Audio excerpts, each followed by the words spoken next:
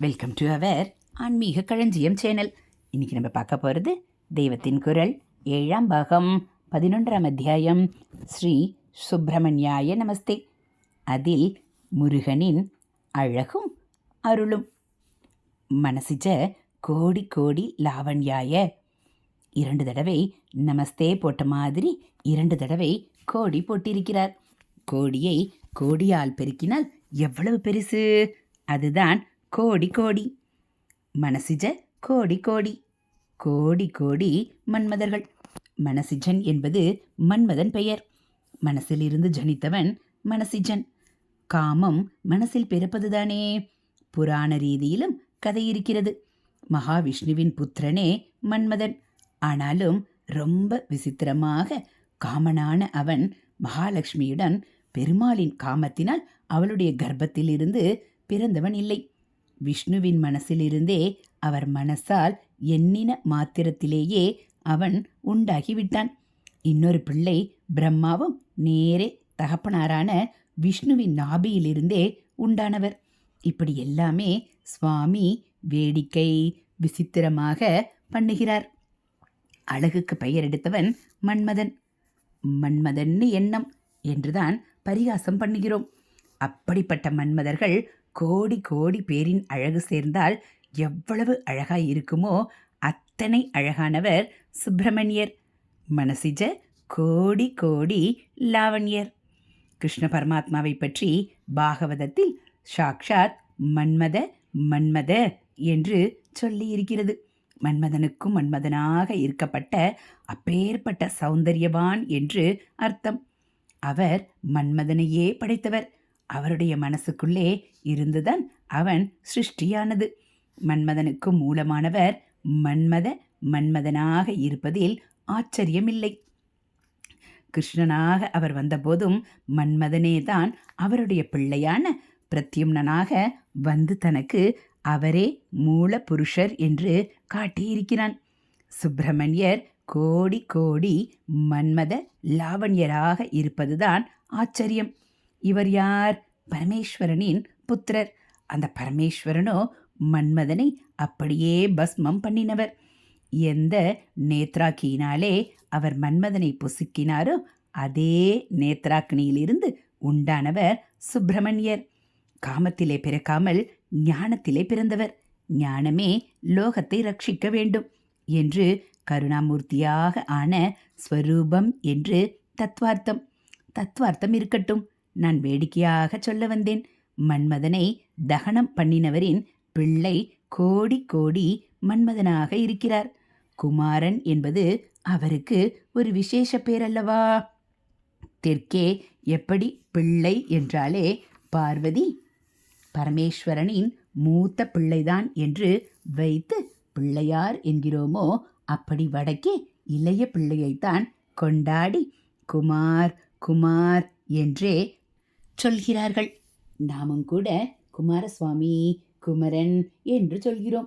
இப்போது புருஷ பிரஜைகளில் பாதி பேருக்கு பேர் குமார்தான். குமார சப்தம் குறிப்பாக சுப்பிரமணியருக்கே உரியதாக இருக்கிறது. வால்மீகி ராமாயணத்தில் விஸ்வாமித்ரர் ராம லக்ஷ்மணர்களுக்கு சுப்பிரமணிய அவதார கதையை சொல்லி முடிக்கும்போது இந்த குமார சம்பவ கதையை கேட்டால் இன்னின்ன பலன் கிடைக்கும் என்று சொன்னதாக வருகிறது. ஆதி கவி வாக்கில் வந்த குமார சம்பவம் என்ற வார்த்தையையே காளிதாசர் தம்முடைய காவியத்துக்கு தலைப்பாக போட்டார். குமாரன் என்ற பெயர் விசேஷம் இருக்கட்டும். அதை எதற்கு சொல்ல வந்தேன் என்றால், அதற்கு பிள்ளை என்ற அர்த்தத்தோடு மன்மத சம்பந்தமாக இன்னொரு அர்த்தமும் சொல்வதுண்டு. மன்மதனுக்கு மாறன் என்றும் ஒரு பேர் உண்டல்லவா? மாறனுக்கு வெட்டத்தை உண்டாக்குகிறவன், அதாவது மாறனை பழிக்கும் மகா அழகன்தான் குமாரன். குத்சித மாற குமார. குமாரன் என்றாலே மன்மத மன்மதன்.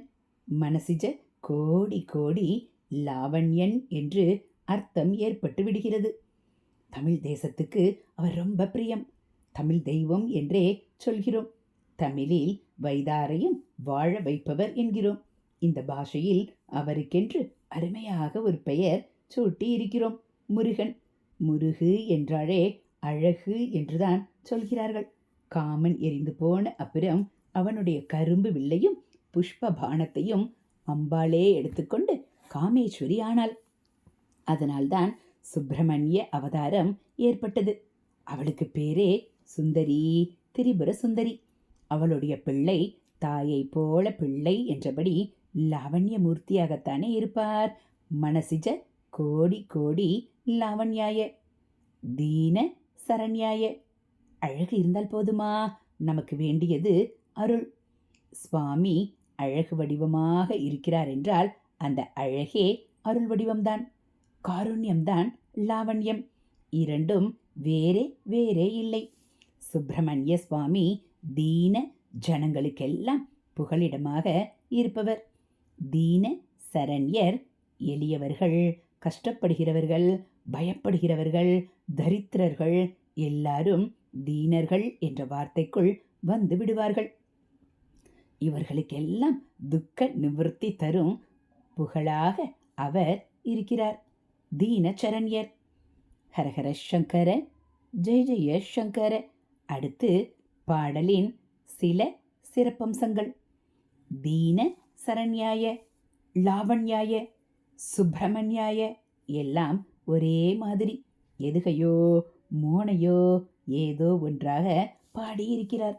எதுகைதான், ஆனால் வார்த்தையின் ஆரம்பம் எதுகையாக இல்லாமல் முடிவில் இருக்கிறது. இதை அந்திய பிராசம் என்பார்கள். யாய யாய என்று வருவது அவருக்கு என்று 4ஆம் வேற்றுமையில் அர்த்தம் கொடுக்கும். சுப்பிரமணியருக்கு கோடி கோடி மன்மத லாவண்யருக்கு, தீனச்சரண்யருக்கு நமஸ்காரம். உனக்கு நமஸ்காரம் என்பதுதான் நமஸ்தே. மனசிஜ கோடி கோடி என்று வேகமான கதியில் பாடி திருப்புவது வழக்கமாயிருக்கிறது. ஆரம்பத்திலிருந்து மெதுவாக கம்பீரமாக பாடிக்கொண்டு வந்து இங்கே வேகமாக திருப்புவது. முதலில் பாடுவது சௌக காலம், விளம்ப காலம் என்றும் சொல்வார்கள். விளம்பம் நல்ல சமஸ்கிருத வார்த்தை. ஸ்லோ என்று அர்த்தம். சௌகம் சரியாக புரிபடவில்லை. சௌக்கியம்தான் சௌகமாச்சோ என்னவோ. நிதானமாக பாடினால் மனசுக்கு விச்ராந்தியாக ரொம்ப சௌக்கியம் உண்டாகிறது. அது ராகத்தின் இழுப்பு. வளைசல்களுக்கு இடம் கொடுத்து ராக பாவத்தையும் விசேஷமாக தெரிவிக்கிறது. சாகித்யத்தின் அர்த்த பாவத்திலேயும் தோய்ந்து நிற்க அவகாசம் கொடுக்கிறது. தீட்சிதர்வாள் கிருதிகளில் இது தனிச்சிறப்பு. கம்பீரமான சமஸ்கிருத பாஷை அதற்கேற்ற கம்பீர நடையோடு மத்த கஜம் அசங்கி அசங்கி வருகிற மாதிரி சௌக கிருதிகளாக பண்ணி கொடுத்திருக்கிறார். ஆனாலும் நாம் அவசர பொற்கிருதிகளாக இருக்கிறோம் இல்லையோ? மனசாலே உடம்பாலே சாஞ்சல்யமயமாக ஓடிக்கொண்டே இருப்பதுதானே நம் நேச்சராக இருக்கிறது. அதனால் ஒரே சௌகமாக வளர்ந்து கொண்டு போனால் அலுப்பு தட்டி போகிறது. அதற்காகத்தான் மாற்றாக கொஞ்சம் அங்கங்கே வேகமான நடையில் திரும்பும்படியாகவும் ஒவ்வொரு உருப்படியிலும் வைத்திருக்கிறார். சௌக காலத்துக்கு ரிலீஃபாக மத்தியம காலம். ஒரே தித்திப்பு லட்டு சாப்பிட்டால் திகட்ட போகிறதென்று கிராம்பு போட்டு விறுவிறு பண்ணுகிற மாதிரி பாட்டிலேயும் கொஞ்சம் விறுவிறு. இந்த பாட்டில் பல்லவி சரணம் இரண்டிலேயும் முடிக்கிற இடத்தில் மத்தியம கால ஆவர்த்தங்கள் வைத்திருக்கிறார். ஆனால் பெரும்பாலான பாட்டுகளில் அணுப்பல்லவியிலேயும் சரணத்திலேயும் தான் மத்தியம காலம் வைத்திருப்பார். சுப்பிரமணியர் நல்ல யுவா என்றும் இளையாய் என்று சொல்லப்படுகிறவர். அதனால் ஆரம்பத்திலேயே அவர் குதிநடை போட்டுக்கொண்டு வருகிற மாதிரி மத்தியம காலம் வைத்து விட்டார் போலிருக்கிறது. ஹரஹர சங்கர, ஜெய ஜெய சங்கர. ஹரஹர சங்கர, ஜெய ஜெய சங்கர. மகா பெரியவாச்சரணம். இதுபோல் தெய்வத்தின் குரல் பகுதிகளை நீங்கள் தினந்தோறும் கேட்கணும் அப்படின்னா மறக்காமல் நம்ம சேனலை சப்ஸ்கிரைப் பண்ணுங்கள். கூடவே பெல் ஐகானை கிளிக் பண்ணி ஆளுங்கிற பட்டனையும் அழுத்திடுங்க.